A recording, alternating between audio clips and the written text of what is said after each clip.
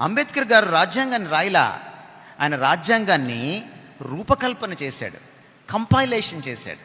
British, American, French రకరకాల రాజ్యాంగాల్ని కూర్చాడు ఆయన.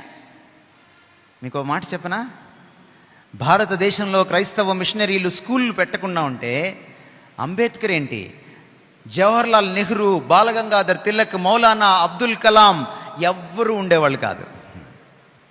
మహాత్మా గాంధీ చదువుకుని ఉండేవాడు కాదు. వెస్టర్న్ కంట్రీస్కి వెళ్ళి అంబేద్కర్ చదువుకోకపోతే క్రిస్టియన్ ఇన్స్టిట్యూషన్స్లో ఇవన్నీ అంబేద్కర్ గారికి తెలిసి ఉండేవి కాదు. అంబేద్కర్ గారు చాలా గొప్పవాళ్ళు, నేను ఆయన అభిమానిని. కానీ క్రైస్తవ మిషనరీలు అంబేద్కర్ గారి జ్ఞానానికి పునాది వేశారు. అమెరికన్ దేశంలో ఉన్న రాజ్యాంగం అంబేద్కర్ చదివాడు.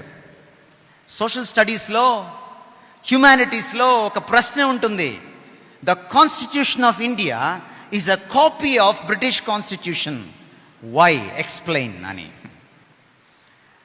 బ్రిటిష్ కాన్స్టిట్యూషన్ని ఎలా రాసుకున్నారు మీరు వెళ్ళి అడగండి, ఇదిగో ఇందులోంచి రాసుకున్నారు. అమెరికన్ కాన్స్టిట్యూషన్ ఎలా రాసుకున్నారు మీరు వెళ్ళి అడగండి, ఇందులోంచి రాసుకున్నారు.